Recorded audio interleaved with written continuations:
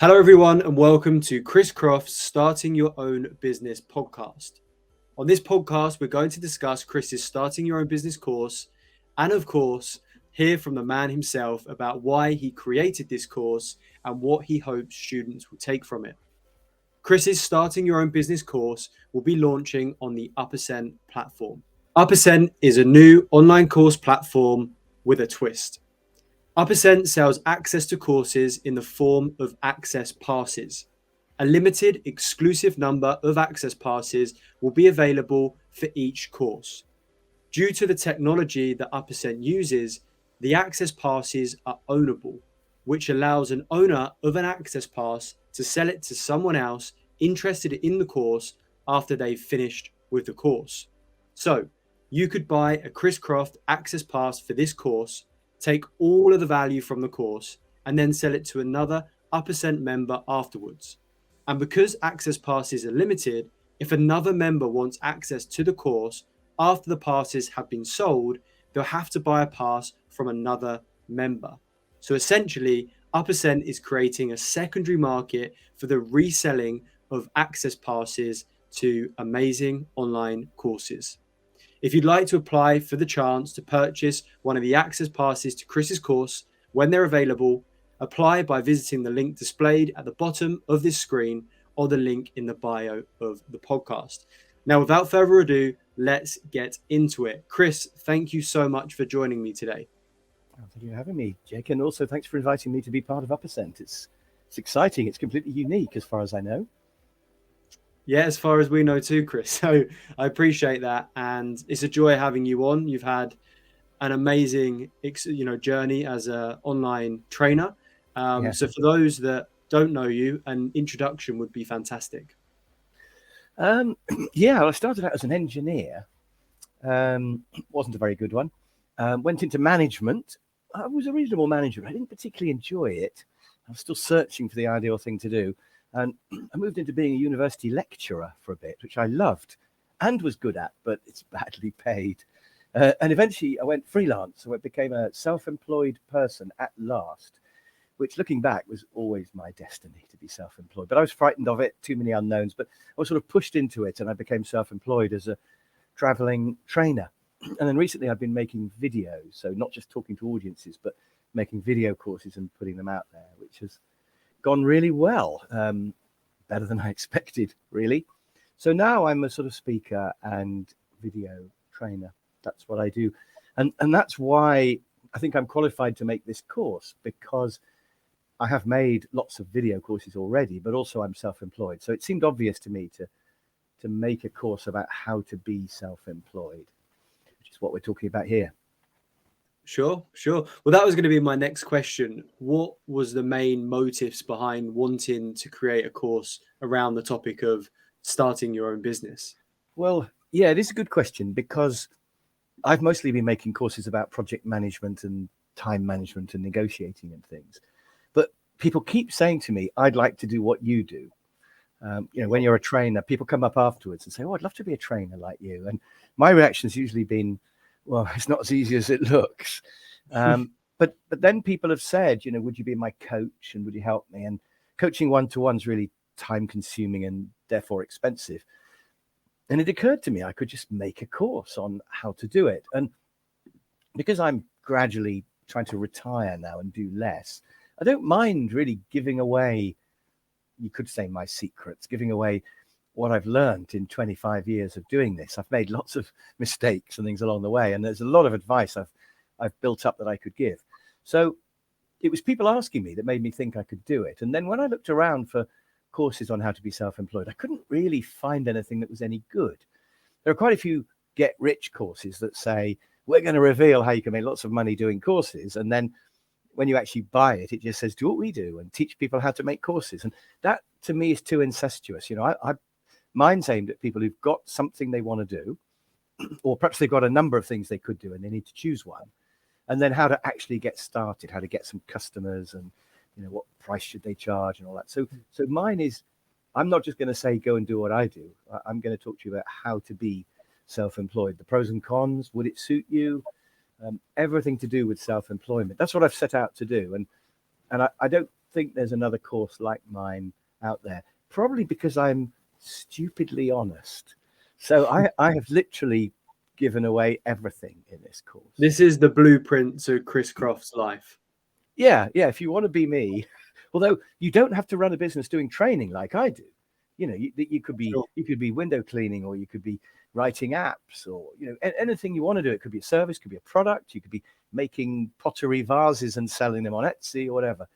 So these whatever skills you want. apply to everything. Yeah, Business. absolutely. It's generic, and I'm going to talk about things like, should you be VAT registered, and how do you know what to charge, and where do customers come from, and should you advertise, and is social media a magic answer, and all Sure. these things that people are frightened of. Because I think to be self-employed or freelance, you have to do and sell, and so you've got to have something that you can do, whether it's make stuff or provide a service.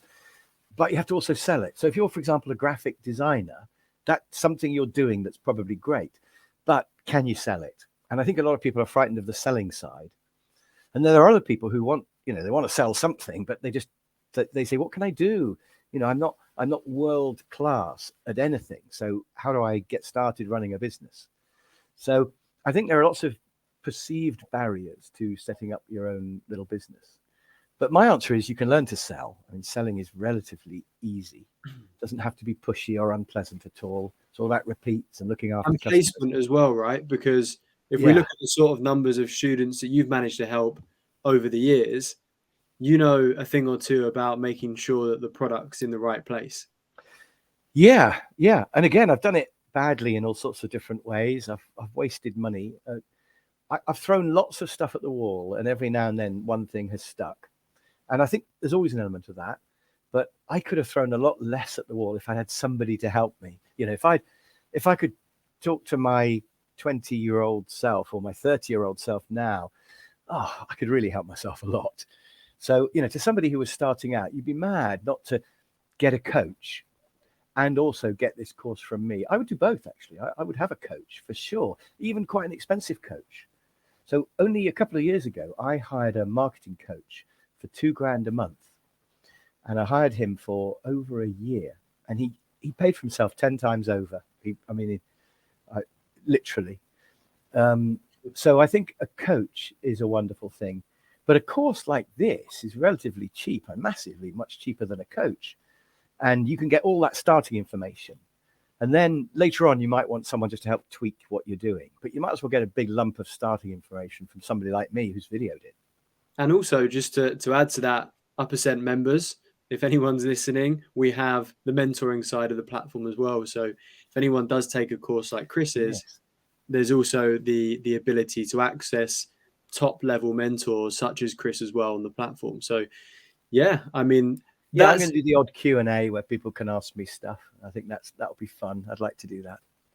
Yeah, I mean, getting involved in the community and offering different angles of education and support around the courses, it definitely will be, I think, a big feature of Uppercent. And just on that point, Chris, why did you decide to launch this course with Uppercent? Because let's be honest, you've launched many different courses, many different places. Why Uppercent? Well, I'm just fascinated by this idea that you buy an access pass for whatever it is, a few £100 or something, and then after you've watched the course as many times as you like, you can sell it again.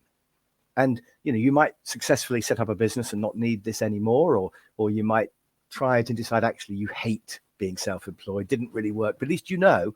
But either way, when you finish with this course, you can sell it again, possibly for more, or possibly for a bit less than you bought it for, or the same. But that's just what a brilliant idea that is. So I really like the idea. I also quite like the idea that it's going to be exclusive. There's not going to be that many copies of it out there. So, and you can't copy it or whatever. People who own it, they own it, and it's theirs. And I quite like the idea, because this is my life that's gone into this course, really. And I don't want it just to be pirated and there to be 10 quid copies being sold in Romania or something, which has happened to quite a lot of my other stuff. So I love the idea that it's done really well and it's exclusive, but you could sell it to somebody else who really wants it if you don't want it anymore. I think it's really interesting idea. Appreciate that. Well, yeah, I think the concept that I always use, and I am going to get my book out here. I bought this book, for example, to learn about growth, right? And once I finish this book, I can send it to you, Chris, right? I can give it to a friend. I can do what I want with it because I physically own it. I have it right here. Whereas on the other hand, if you buy an online course, you pay for the course, you pay for access to the course. When you finish the course, you can't do anything with it. You can't give it to a friend or sell it on. There is no secondary market at the moment for online courses. And if you look at the book market, the pre-owned book market is worth over 20 billion a year, in revenue. And Yeah. you look at this e-learning market, which is thriving, and over 200 billion a year market, which is growing at such a quick rate, and there is no secondary market. So it makes sense to try and bring something like this to market. And we're thankful to have people like yourself, Chris, that have been around this industry for a long time, have reached the very top heights of the industry, believing in what we're doing and coming on this exciting journey with us. Yeah, absolutely.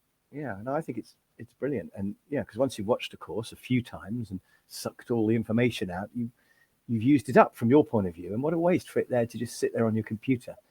So it does seem a good idea that you can sell it on. And I think the whole thing's fascinating.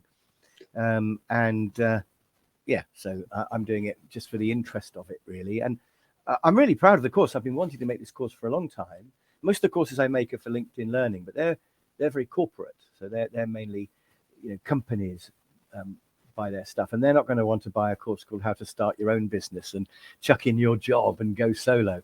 So that doesn't seem like a very good place to put it. And so when you contacted me, Jake, I just thought this is perfect. I can make that course that I've had in the back of my mind for a while now. And that's what we've done. Brilliant. Well, again, thank you for the belief, Chris. Let's get back to discussing the course a little bit more.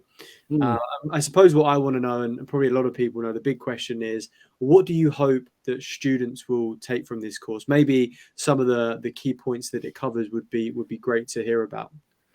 Yeah, I mean, I hope it'll build up people's confidence to give self-employment a try, because I mean, it's not for everybody. You've got to be reasonably sort of self-motivated and organized and things like that. But it's much better paid because you get to keep all the money when you sell something. So if you're generating 100 grand a year, a company's only going to pay you 50 or 20 because they have to make a profit on your time. Otherwise, why would they employ you? And quite a lot of your money goes to supporting the HR department and the IT department, all these things. But if you're just you keep all that money, and you have some costs, of course, but quite often not many costs. As a trainer, I have virtually no costs. I mean, paper, I suppose, and a Zoom connection. So I think self-employment is brilliant. I wish I'd known about it sooner. So I want other people to know about it. And a lot of it is confidence. I mean, I just assumed there were loads of things I needed to know. I remember when I first wrote an invoice, and I just sort of typed this thing, I put invoice at the top and sent it to a customer thinking, is that an invoice? Is there some magic thing about invoices that I don't know? So I just called it an invoice. I sort of put my name along the bottom and made it look sort of a bit fancy and sent it. And then a couple of weeks later, money appeared in my bank account. And I remember thinking, yes, this works, And I think people have this fear that there's something weird and magical and different about self-employment, which there isn't. So I think with the information I'm going to give you, you're going to think, oh, yeah, okay, I can do that. And what I really hope is that people try a little business as a side hustle, just alongside their job, probably completely independent to their job. Maybe you just buy and sell things on eBay, or you make things and sell them on Etsy, or you provide some service which you go and do. It might be dog sitting or whatever it might be, and just try it. And if it looks like it's going to take off, then you could perhaps negotiate with your boss to go part-time or start using up all your holidays doing it. And if it really is taking off and is looking good and the numbers stack up, then you can chuck in your job and you're free. Do you cover that, by the way, Chris? The kind of, yeah. like the evolution, because there is that whole, a lot of people very much watching this thinking, I love the idea of having my own business, but I have responsibilities and I have, a family to look after and all this sort of stuff. Like you mentioned just there, that you could kind of transition so that you're still secure. Is that something that you cover as well for the everyday person that thinks, Yeah, totally. I'd love Yeah, to, and but I mean, some people set up a side hustle and then they never chuck in their job and they just have the extra money, like another 10 or 20 grand a year or something, which makes a big difference. But sure. the way I think of it is you've got planning, doing, and leaving your job, right? Let's just have those three things. So the safest way probably is to plan what you're going to do, start doing it, and then leave your job. Right now, some people aren't allowed to do stuff because their job owns them 24 hours a day, 7 days a week, which I think is pretty awful. But some people's jobs won't allow it. Most people's jobs you can do more or less what you like in the spare time, providing it's different. So the most logical order is plan it, then do it, and then leave your job. And the question really is how much doing. At what point do you know that it's a goer? But what some people do is they plan it, and then they leave their job, and then they do it. And that's a bit more scary. The ultimate scary is just leave your job and then plan what to do and then do it. Now, I wouldn't recommend that, but some people need that much of a push. And, maybe if they're made redundant, they think, well, instead of applying for another job, because I never really liked that last one, I'm going to think about self-employment and then I'm going to do it. And so, they're forced to do it in that order. So there is that. And then within this, there's another little thing, which is worth thinking about, which I talk about on my course, which is, do you build something and then sell it? And that could be a training course, but it could be, investing in equipment to clean people's windows or whatever, and then sell it. Or do you sell it first, and then when you've got some customers, quickly build it? So, we've built this course, and now we're making it available to people. But we could have done it the other way around. We could have sold it, and when we got lots of people saying yes, we want it, then we could have gone away and quickly filmed it, which I would have found very stressful. But I think with some businesses, it might be a good idea to sell, pre-orders or whatever, and then invest the money in it. Don't buy the gear till you've got customers lined up. So that's another thing to think about, which can make it safer for you. And yeah, I cover all that in the course. I mean, that getting started bit, I think is a big barrier.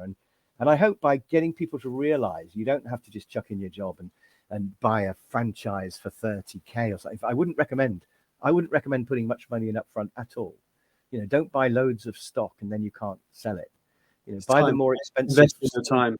Yeah, and buy a small quantity of more expensive stock, just so that you can sell it and see if you have to buy the stock if you're not making it yourself.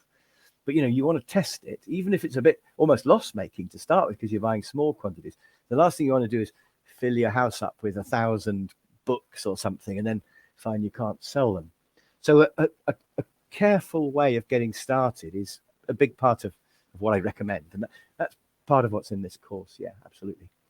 Fantastic. And I personally think that a course like this is extremely relevant right now, especially since COVID. There's so much remote work going on. I think it's opened people's possibilities to how many things that you can do to create value just solely online, right? A business nowadays, like you just mentioned, it doesn't have to involve having loads of stock. It could involve you supplying a service you touched on earlier, a designer, potentially just selling design work, reaching audiences through different freelancer platforms. I've never met the guy who makes my apps. He's really good, by the way. Contact me if you want his details. But he's in London. I've never met him. And the guy who looks after my website, in fact, I've never actually even spoken to my app guy. We just do it by email. The website guy, we pretty much email. I think we've had one Zoom call, but I've never met him either. So, services like this, you can supply to the whole world. So, for example, I do training. I only need about 30 customers to live off, really. I mean, a customer's probably going to do a few days a year or whatever, and that's enough. So you just need 30 customers throughout the whole world. And you're right, Jake, now that lockdown has made Zoom, etc., and things like this format we're using here, StreamYard, it's made them so prevalent and so normal now that you can do almost everything online. So training, I thought you could never do that online, but I do Zoom training now for people all over the world. Tomorrow I've got an hour with some people in America, for example. And it's brilliant. I don't have to leave this chair, no driving around. They can have me for just an hour, whereas before I would have had to go for a few days if it was America. And even in the UK, it's got to be a whole day, really. But now you can just have it spread an hour a week, which is better for them and better for me. So I think there's been an explosion in things that you can do over the internet, and therefore probably self-employed. I saw a really good stat actually a couple of days ago. They were saying what proportion of people who earn more than 100,000 a year are working remotely. And I was thinking, 20% maybe, and it was 75%. Wow. Of people earning more than 100K doing it remotely. And those people who are working remotely, I bet most of them are self-employed. If you work for a company, there's not many employees earning 100 grand in most companies. And if you are, you're going to be the chief exec, and you can't do that remotely. You're going to have to be there. So all those people earning over 100 grand remotely, they're all self-employed, aren't they? And there's a You real have to find boom. the stat and share it. Pardon? You have to find the stat as to I need to find the source. It was in 75%. a podcast I was listening to, but I don't know where they get it from. But I'll find that. Self-employed people definitely I keep looking for stats on employment, and quite often they say the top 4 jobs, best paid jobs, and it's like lawyer, surgeon, air traffic controller, and these jobs are usually 80, 90, 100K. And nobody mentions self-employed people. They don't seem to be the stats on those because, it doesn't have a salary as such. So, for years, before I started making videos, I was doing about 140 days a year of training. So that's about 3 days a week of training. And I was charging about 1,400 a day. And 140 times, hang on a minute. 140 times 1,400. Don't do a course on maths. Yeah, that's 196 grand. And I was earning between 150 and 250 grand, depending on how hard I wanted to work. And actually, if you work out, there's 200 days a year, aren't they? And if I was doing, say, 140, that leaves 60 days, which divided by 5. So I was having 12 weeks off as well. And so I go on holiday about 6 times a year, and I'm making 200 grand. But being a freelance trainer doesn't count as a job in these job things, these scales of who earns what. Because there are some trainers who do hardly any training, and some who charge really low prices, which is stupid. And so trainers can earn anything from sort of 30K to 300K. And so what I'm really saying is I think there's a lot of self-employed people making a lot of money, and you won't find them on these league tables of jobs.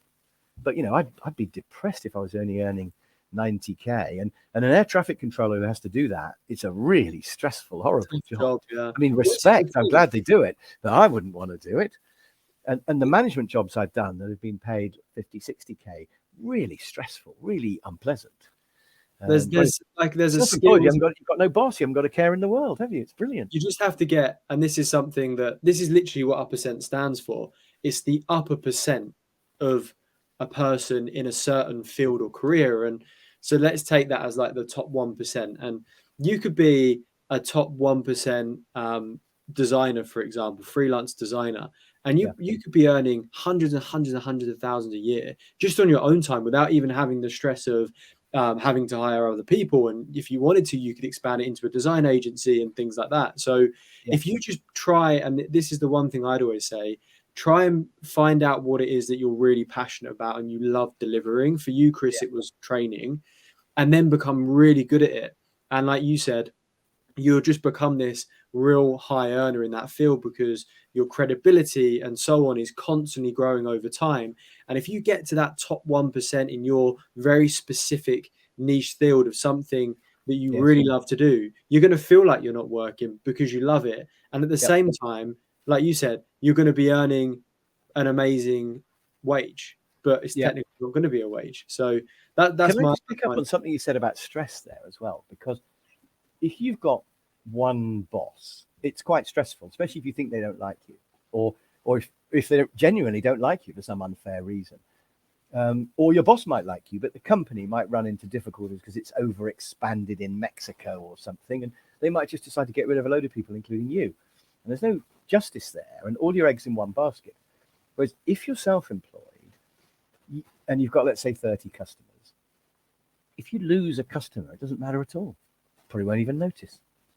So, or if a customer doesn't like you, or you don't like them, or it just doesn't work out for it, just doesn't matter. So nobody can touch you if you're self-employed. Now, obviously, there's a risk that something happens in the market, but if you can be spread over a few different types of customers, for example, I know someone who does training just for banks, and that's his niche. And he got into a bit of trouble when there was a financial crash 10 years ago or whatever, because all his banks stopped hiring him.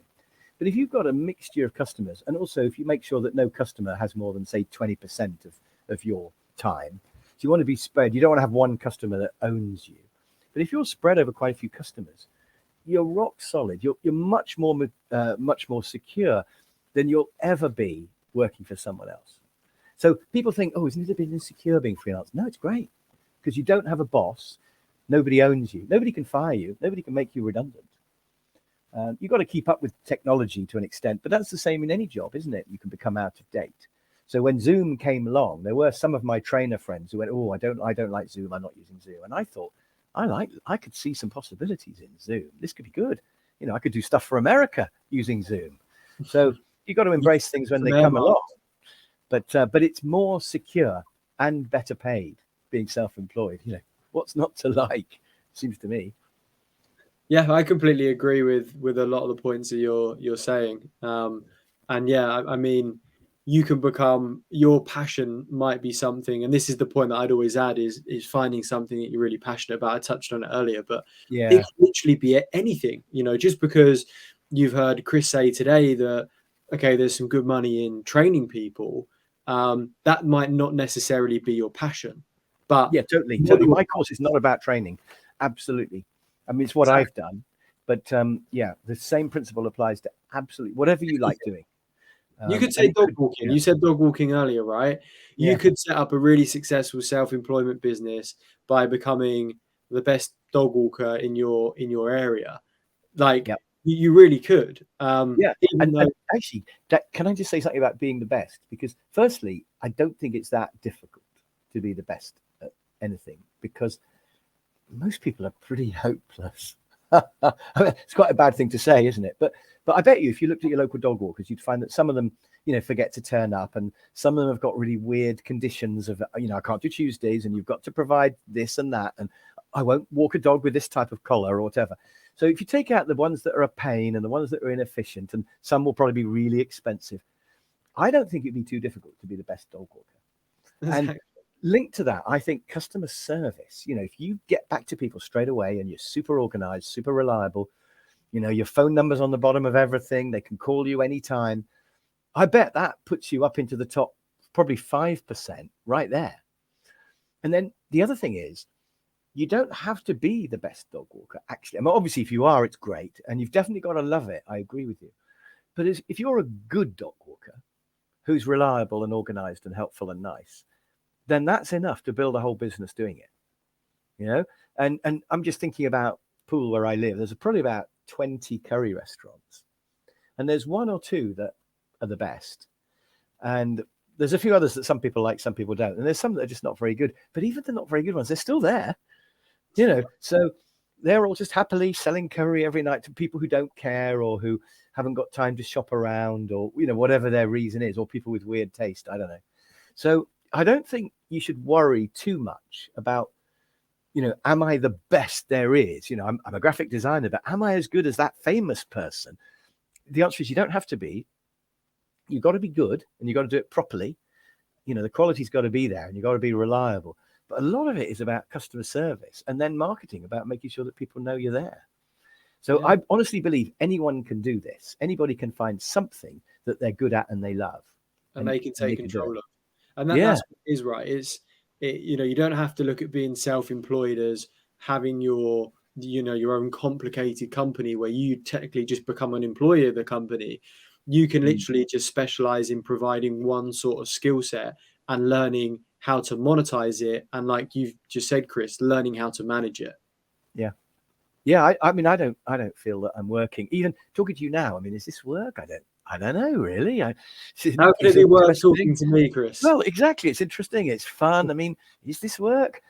And so, you know, people talk about trying to keep your work into the hours of 9 to 5 or something. But I might read a management book in the evening, or watch a video of something about management in the evening or the weekend. But am I working? Because it doesn't really feel. Or what about when I'm just thinking about ideas for another course I could do. I mean, am I working? So I don't even distinguish really, because my work, if you want to call it that, is what I do. It's what I am. It's So what it's you not are. like, oh, I've got to put my work head on now. And so if you can find something that you love, it's not work anymore, which is a Love brilliant what thing. you do, and you'll never work a day in your life. Yeah, I think whoever said that was spot on. I think it's really, really true. It is. Yeah. So, any last points on the course, Chris, that you'd like to bring up? Yeah, I mean, well, we we cover all the boring stuff like tax, like, should you be a limited company or a partnership or whatever? Should you be VAT registered? Should you get an accountant? We talk about all that. You got to know that. We talk about marketing and how to get your message out there, because that's really important. And we talk about how to get repeats and referrals and things. We also talk about pricing. And I think one of the biggest mistakes people make is not charging enough. Because often, if I was selling you this, I could say, look, this is really fantastic. You've got to pay loads because it's brilliant. But if I'm selling you me, I feel a bit embarrassed about saying, this is really fantastic. You've got to pay loads for this. That's not the British way, is it? So most people who are selling a service themselves don't charge enough. And they're terrified about losing all their customers. And so I've got quite a lot to say on the course about how to pitch your price correctly and how to know when you've got it right. And there are ways to do that. So we'll talk about pricing, and we'll even talk about some of the things I've learned to avoid, which is, for example, setting up a business with a partner. Because quite often you're in the pub and you're talking to maybe one or two mates and you say, we should do a business because you could do the selling and you could do the designing and I could do the delivery or whatever bit it is. And quite often, we chicken out of doing the selling because we've got a mate who could do the selling or whatever. And then when you start, you find they're not doing their share. And they've got half the business and they're not doing any selling, or whichever way around it might be. Maybe you're doing the selling and your mate's doing some of the production, but they don't do a very good quality job, or they're a bit slow, or they're not very good at customer service, and all the frictions begin. So I would strongly recommend trying to do it all yourself if you can. And obviously, if it grows to a point where you need help or whatever, and there's somebody who you know is good, you could do that. You've got negotiating power then. You don't have to give them half the business. But I think to hide from the selling initially is a really bad idea, because you might be good at it. You might enjoy it. And if you're the one doing, you'll find it easier to do the selling as well, because you'll be selling something that, you could say to the customer, it's me that does it. So, I couldn't have somebody selling me as a trainer because the customer wants to meet me and ask all about the details of my course, which only I know. And I think that's the same with everything. If it's graphic design or anything, they want to meet the person really. So I think be really careful about starting a business with a partner. There are times when it is worth it. But you've got to be careful it's not going to become bad-tempered later when the split isn't exactly equal of work and input and brain power and creativity and all those things that are hard to measure. The split's everything, because I've spent a lot of my time being a solo founder, Yeah. and Chris, you've had the pleasure of meeting my co-founder on Uppercent, Mark. Yeah. And Mark's focus and expertise is on the production and the education side, which allows me to focus a little bit more on the tech and the general running of the company. And the balance is amazing. But for years, I've really struggled to find that person. So I've just gone alone. And often that's the best thing to do. If you can't find the exact perfect fit, go Yes. alone. I started this business on my own. I brought Mark in because it was just a 100% fit, but by no And you means. knew what you were looking for by then, didn't you? It wasn't just you and a mate down the Exactly. pub going, we should do a business, which would have been that Exactly. How many because you people? like him. He's probably hopeless, but you like him. That's not a good way to start. No, you need to know exactly what you're looking for. We just brought on a CTO as well, a Chief Technology Officer, which is a really important position for our sort of company. And again, we knew exactly what we were looking for. It's going to be an early stage hire, and therefore there's a list of traits that we need in a person. We've not just gone out there and said, right, let's just try and hire any CTO, really specific person. So if you have the privilege of setting up your own thing, you can really make decisions around who you bring in and who you don't bring in. And like you said as well, Chris, don't just bring someone in because you like them as a person. Work out who it is that you need and then wait for the right moment to find the right person. Yeah, no, totally. That's just something I've learned along the way. There are so many things though, aren't there? I mean, well, somebody should make a course on it all.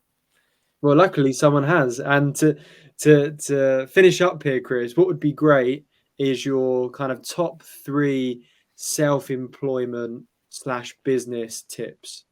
Well, I've got a list of thoughts here. Actually, I'm just looking. I think let me have 3 that we haven't had, because I think first of all I would say don't invest loads up front. Don't buy a franchise for 30K where all you get is a geographical area and a handbook, because you know what's in the handbook, the area you could claim anyway. So I'd be really careful about investing a whole load of money up front. You want something you can dip a toe into for almost nothing, ideally nothing. I think that'd be my first thing. And secondly, a bit linked to that, I would say don't advertise. Don't rely on advertising. You can waste a lot of money advertising. Even just pay-per-click or Facebook ads, it's really tempting just to start on 10 quid, and before you know it, you're spending 50 and 100 a week, and before you know it, a few thousand have gone.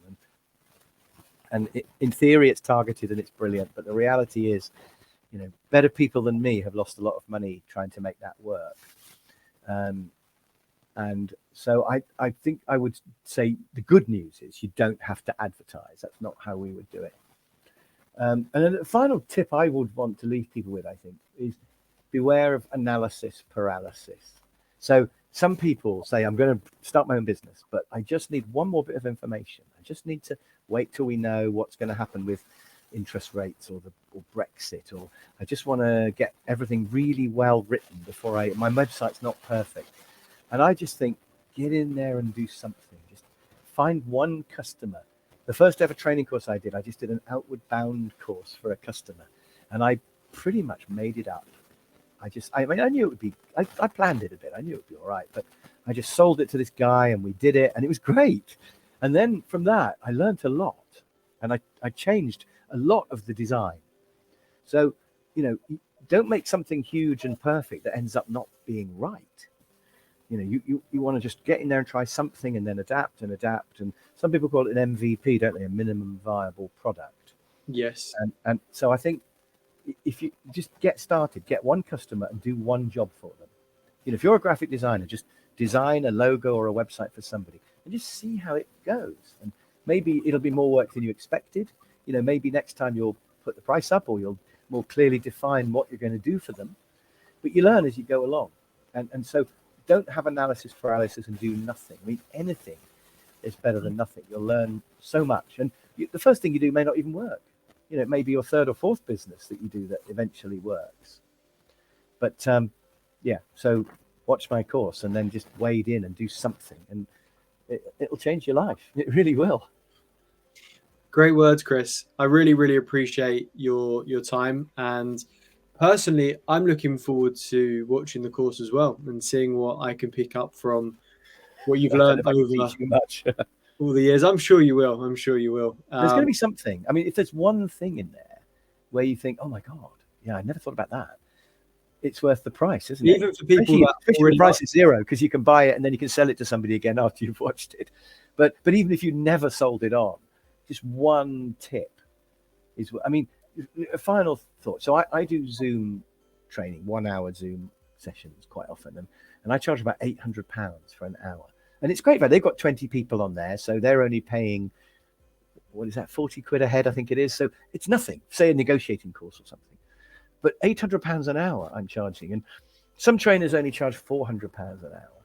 But what I'm saying is, if you wanted to be a trainer and you did this course, it would pay for itself after the first hour that you sell of Zoom. Or if you're a graphic designer, the first logo you design for a business customer will pay for this course.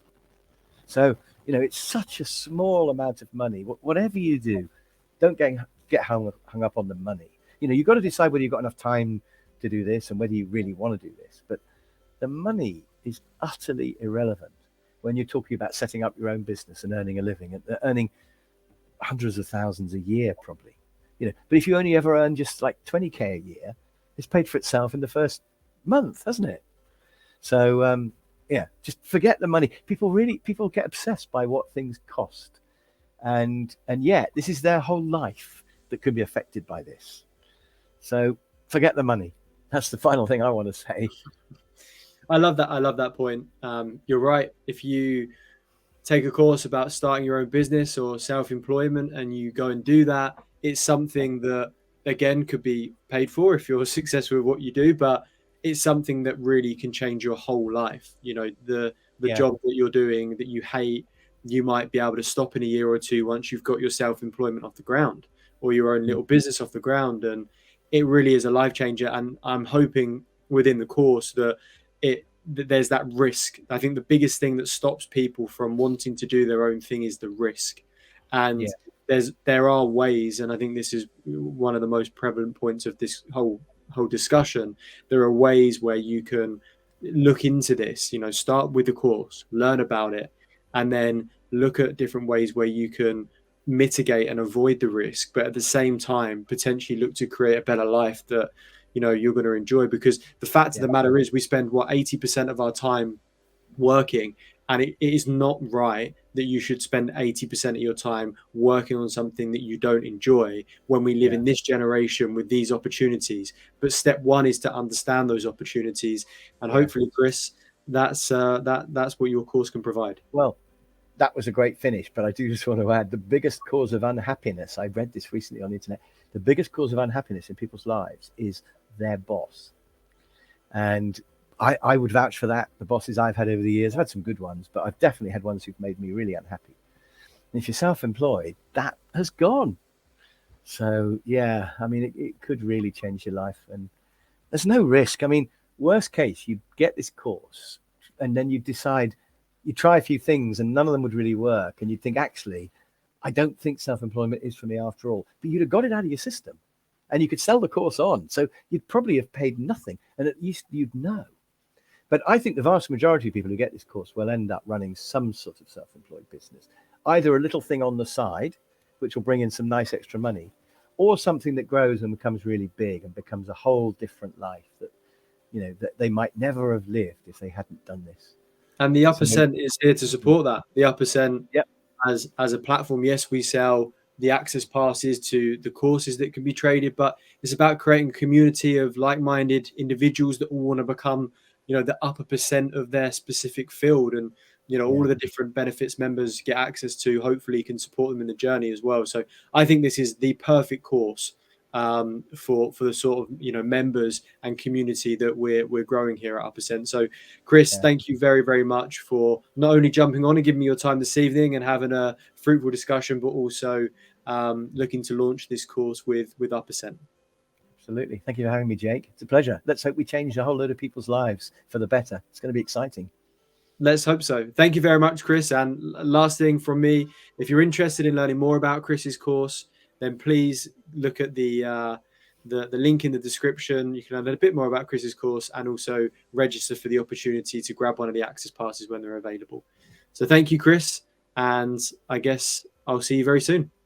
Yes, indeed. Bye for now.